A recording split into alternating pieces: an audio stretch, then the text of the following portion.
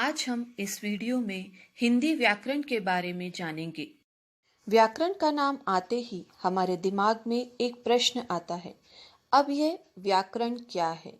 व्याकरण किसी भी भाषा को बोलने व लिखने के नियमों से हमें अवगत करवाती है, अर्थात किसी भाषा को किस प्रकार बोला जाता है या उसके बोलने के क्या नियम हैं, उसे किस प्रकार लिखा जाता है या उसके लिखने के क्या नियम हैं, इसकी जानकारी हमें व्याकरण द्वारा ही होती है। चलिए व्याकरण की परिभाषा भी देख लेते हैं। व्याकरण उस शास्त्र को कहा जाता है जिसमें भाषा को शुद्ध करने वाले नियम बताए गए हों, जिसे हम इंग्लिश में ग्रामर भी कहते हैं। व्याकरण के अंग। व्याकरण के मुख्यतः 3 अंग होते हैं: वर्ण, शब्द और वाक्य। व्याकरण के कितने अंग होते हैं? व्याकरण के 3 अंग होते हैं: वर्ण, शब्द और वाक्य। आप सभी वर्णों और मात्राओं के बारे में हमारे पुराने वीडियोस में पढ़ चुके हैं, तो आज हम उसके आगे अर्थात शब्द व उनके भेदों के बारे में जानेंगे। शब्द और उनके भेद। शब्द किसे कहते हैं? वर्णों के ऐसे समूह जिनका अर्थ सार्थक होता है, ऐसे समूहों को शब्द कहते हैं। भाषा में वर्ण के बाद शब्द का ही स्थान आता है, अर्थात वर्णों का वह समूह जो किसी अर्थ को प्रकट करता है, शब्द कहलाता है। विभिन्न आधारों पर शब्दों को विभिन्न प्रकारों में बांटा गया है। वह आधार हैं स्रोत के आधार पर, रचना के आधार पर, अर्थ के आधार पर व प्रयोग के आधार पर। कक्षा 6वीं में हम शब्दों को प्रयोगों के आधार पर कितने रूपों में बांटा गया है, इसका अध्ययन करेंगे।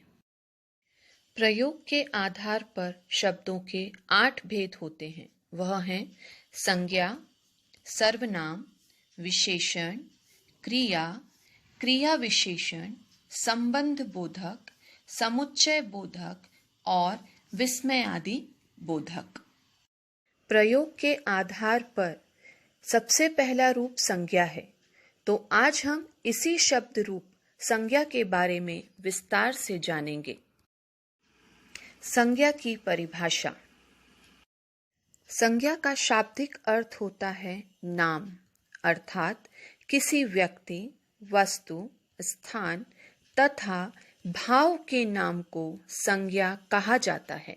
जैसे व्यक्ति का नाम राम, श्याम, वस्तु का नाम मेज, कुर्सी, स्थान का नाम नासिक, वाराणसी। संज्ञा के प्रकार। संज्ञा के 5 भेद हैं: व्यक्तिवाचक संज्ञा, जातिवाचक संज्ञा, भाववाचक संज्ञा, समूहवाचक संज्ञा और द्रव्यवाचक संज्ञा। तो बच्चों, संज्ञा के कितने भेद हैं? संज्ञा के 5 भेद हैं। कौन से? व्यक्तिवाचक संज्ञा, जातिवाचक संज्ञा, भाववाचक संज्ञा, समूहवाचक संज्ञा और द्रव्यवाचक संज्ञा। चलिए व्यक्तिवाचक संज्ञा के बारे में जानते हैं। यह वह संज्ञा शब्द है जिससे किसी एक विशेष व्यक्ति, वस्तु या स्थान आदि का बोध होता है, उसे हम व्यक्तिवाचक संज्ञा कहते हैं। जैसे राम, कृष्ण, सीता, गंगा, जमुना, गोदावरी, दिल्ली, कलकत्ता, नासिक आदि। किसी विशेष वस्तु, स्थान व व्यक्ति का बोध कराने वाले शब्द को हम व्यक्तिवाचक संज्ञा कहते हैं। संज्ञा के दूसरे रूप जातिवाचक संज्ञा को जानते हैं। जिस संज्ञा शब्द से एक समान जाति के अनेक प्राणियों या वस्तुओं का बोध होता है, उसे जातिवाचक संज्ञा कहते हैं। जैसे कुत्ता, कुर्सी, विद्यालय, घर आदि।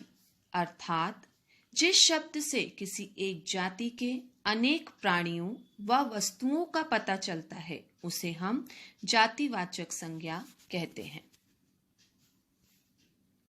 अगला है भाववाचक संज्ञा।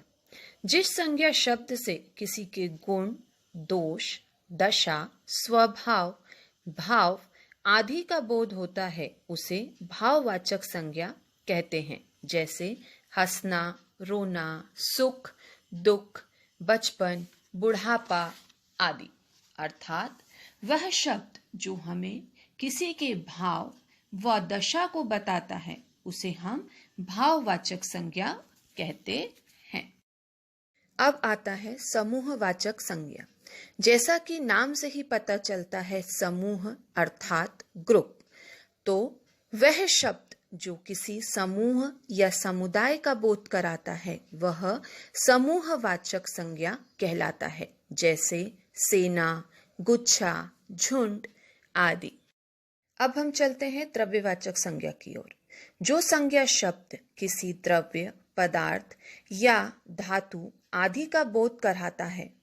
द्रव्य पदार्थ अर्थात लिक्विड थिंग्स तरल पदार्थ, और धातु अर्थात मेटल ठोस पदार्थ। अर्थात वह शब्द जो हमें किसी तरल पदार्थ जैसे दूध, पानी, घी और ठोस धातु अर्थात सोना, लोहा आदि का बोध कराता है वह द्रव्यवाचक संज्ञा कहलाता है। तो बच्चों, आज हमने इस वीडियो में क्या सीखा? व्याकरण क्या है, इसके कितने अंग होते हैं? तो व्याकरण के 3 अंग होते हैं, वर्ण, शब्द, वाक्य। शब्द क्या है, वह कितने प्रकार के होते हैं? शब्द कई प्रकार के होते हैं। प्रयोग के आधार पर शब्द 8 प्रकार के होते हैं। जैसे संज्ञा, सर्वनाम, विशेषण, क्रिया आदि। पहला रूप संज्ञा, जिसके बारे में हमने जाना कि संज्ञा क्या है।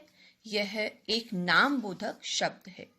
इसके 5 प्रकार होते हैं, व्यक्तिवाचक, जातिवाचक, भाववाचक और समूहवाचक व द्रव्यवाचक।